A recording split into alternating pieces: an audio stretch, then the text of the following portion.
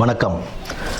ஆன்மீக அன்பு நெஞ்சங்களுக்கு சங்கர சுப்பிரமணியத்தின் அன்பார்ந்த வணக்கங்கள்.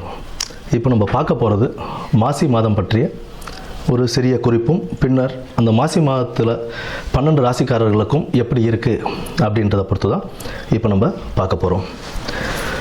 இந்த மாசி மாதம் அப்படின்னு எதுக்கு ரொம்ப சிறப்பு வாய்ந்ததாக இருக்குது அப்படின்னு பார்த்தோம்னா, ஆன்மீகம் மற்றும் தெய்வ வழிபாடுகள், ஆன்மீகம் சார்ந்த எந்த ஒரு காரியங்கள் செய்கிறதாக இருந்தாலும் தெய்வ வழிபாடுகளுக்கு உகந்த ஒரு மாதமாக இந்த மாசி மாதம் ஒரு சிறப்பான மாதமாகவே இருக்குன்னு நம்ம சொல்லலாம்.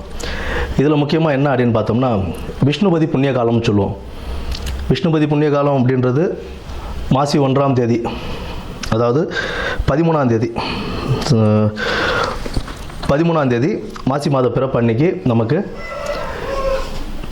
பின்னிரவு, அதாவது விடியற்காலை அந்த 1:30 மணின்னு சொல்லுவோம் இல்லைங்களா, 1:30 மணிலேருந்து காலை 10:30 மணிக்குள்ளே விஷ்ணு பகவானை நம்ம வழிபடுறதுனால அந்த நேரத்தில் நம்ம வழிபடும் போது நம்மளுடைய 7 ஜென்ம பாவங்களும் தீரும் அப்படின்றது ஒரு நம்பிக்கையாகவே இருக்குது நமக்கு.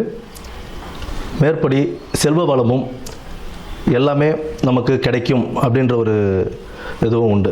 விஷ்ணு பகவானை துளசி மாலை அணிவித்து நம்ம வழிபட்டுக்கிட்டு வந்தோம். பெருமாள் விஷ்ணு துளசி மாலை அணிவித்து அந்த விடியற்காலை 1:30 மணியிலிருந்து 10:30 மணிக்குள், காலைல 10:30 மணிக்குள்ளே நம்ம வணங்கிட்டு வரும்போது நமக்கு உண்டான செல்வ வளமும் கிடைக்கும் அப்படின்றது சொல்கிறாங்க. குடும்பத்தில் ஒரு மகிழ்ச்சியும் நிலவும், இருக்கிற பிரச்சனைகள்லாம் படிப்படியாக குறைய ஆரம்பிக்கும். அதாவது இத்தனை வருடத்தில் நீங்கள் ஏகாதசி விரதம் இருந்திருப்பீங்க அப்படின்னா, அந்நிய தினத்துக்கு விஷ்ணுபதி புண்ணியகாலம் அப்படின்ற அந்த தினத்தில் நம்ம விஷ்ணுவை வழிபடும் போது எத்தனை ஏகாதசி, பல ஏகாதசிகள் விரதம் இருந்ததுடைய பலன் நமக்கு கிடைக்கும் அப்படின்றதும் சொல்கிறாங்க. அடுத்தது பார்த்தோம்னா, இந்த மாசி மாதத்திலேயே சிவராத்திரி, மகா சிவராத்திரின்னு சொல்லுவோம். மாசி மாதத்தில் வரக்கூடிய சிவராத்திரியை, அந்த சிவராத்திரி சிவபெருமானுக்கு உகந்த ஒரு தினமாக நம்ம அதை கொண்டாடிக்கிட்டு இருக்கோம், மகா சிவராத்திரியை.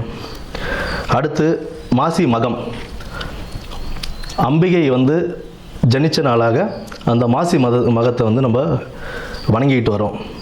அம்பிகைக்கு ரொம்ப உகந்த நாள் அந்த நாளில் தான் நமக்கு இந்த நீராட்டெல்லாம் செய்வாங்க. கடலில் போய் குளிச்சுட்டு வர்றது, இந்த மாதத்தில் அதெல்லாம் செய்யும்போது கடலில் குளிக்கிறது, ஆன்மீக ஸ்தலங்களுக்கு போயிட்டு வர்றது, இதெல்லாம் ஒரு பெரிய புண்ணியத்தையே தரக்கூடிய ஒரு மாதமாக இந்த மாசி மாதம் அவ்வளோ சிறப்பு வாய்ந்த மாதமாகவே இருக்குது.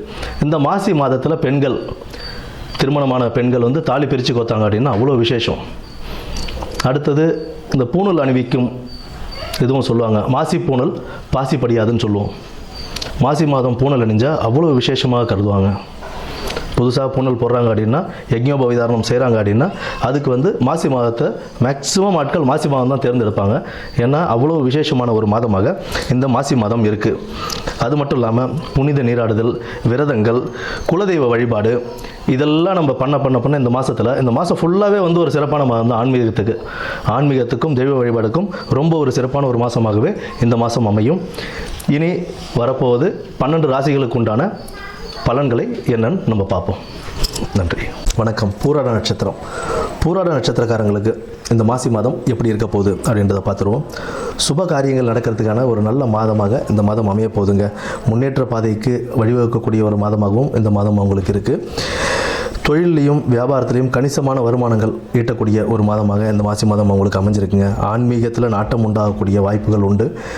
ஆன்மீக சுற்றுப்பயணங்கள் போகிறதுக்கான வாய்ப்புகளும் உங்களுக்கு உண்டுங்க. நல்லபடியாக போயிட்டு வருவீங்க. எங்கே வேணாலும் போயிட்டு வரக்கூடிய ஒரு வாய்ப்புகள் அமையக்கூடிய ஒரு நிலை ஏற்படும்.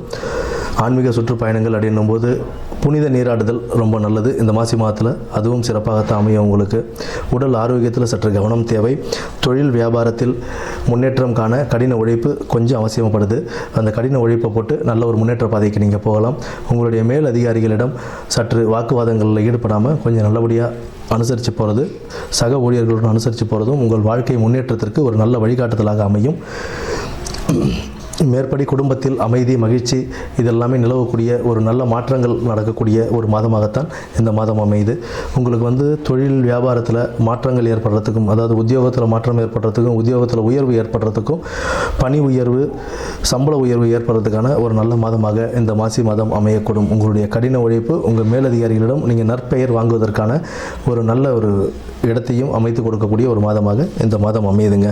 சிவபெருமான் மற்றும் முருகன் வழிபாடு இந்த மாதத்தில் உங்களுக்கு முன்னேற்ற பாதைக்கு எடுத்து செல்லும்.